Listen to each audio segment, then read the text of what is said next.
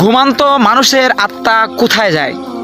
বিশ্বনবী সাল্লাল্লাহু আলাইহি সাল্লাম বলেছেন, ঘুমান্ত মানুষের আত্মা আকাশে চলে যায় আল্লাহ তাআলাকে সিজদা করার জন্য।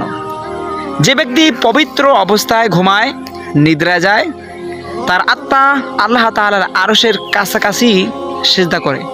আর যে ব্যক্তি অপবিত্র অবস্থায় ঘুমায়, তার আত্মা আরশ থেকে একটু দূরে যেয়েই সিজদা করে। তাছাড়া যে ব্যক্তি পবিত্র অবস্থায় ঘুমায়, একজন ফেরেশতা তার মাথার ধারে বসে সারা রাত্র মাগফিরাতের দোয়া করে থাকে। এর জন্য মানুষের উচিত সবসময় পবিত্র অবস্থায় থাকা এবং পবিত্র অবস্থায় ঘুম যাওয়া। একজন নারী ধ্বংস হওয়ার 3টি কারণ। 1 নম্বর হলো যে নারী স্বামীর সাথে জেদ করে। 2 নম্বর যে নারী স্বামীর মুখে মুখে তর্ক করে। 3 নম্বর যে নারী নিজের মা বাবা আত্মীয় স্বজনের কুপরামর্শে স্বামীর বাড়ির ফেতনা ফাসাদ সৃষ্টি করে। এই 3টি কারণেই নারী ধ্বংস হয়ে যায়। নারীদের মধ্যে সর্বপ্রথম কে ইসলাম গ্রহণ করেছিলেন? 1 নম্বর হযরত খাদিজা রাদিয়াল্লাহু তাআলা আনহা, হযরত আয়েশা রাদিয়াল্লাহু তাআলা আনহা, হযরত সুমাইয়া রাদিয়াল্লাহু তাআলা আনহা।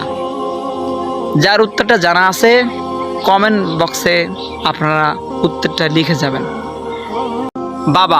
বাবা তো সেই সম্মানী ব্যক্তি যার 1 ফোঁটা গায়ের ঘাম পরিশোধ করতে সন্তান অক্ষম।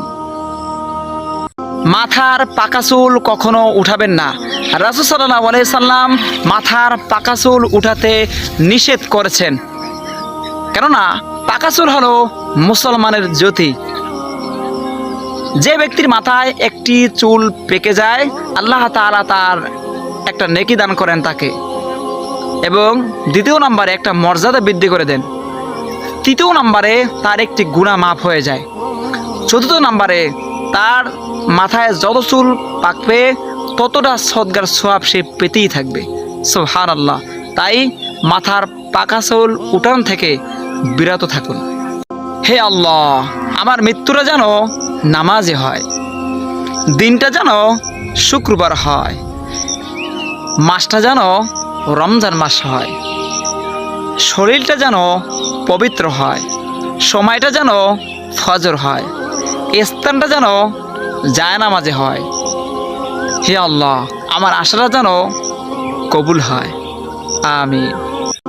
নিজের পায়ে যতক্ষণ শক্তি আছে দৌড়াবেন, শক্তি যদি কমে যায় হাঁটবেন, তবুও অন্যের পা ধরে চলার চেষ্টাও করবেন না, আর কখনো চিন্তাও করবেন না।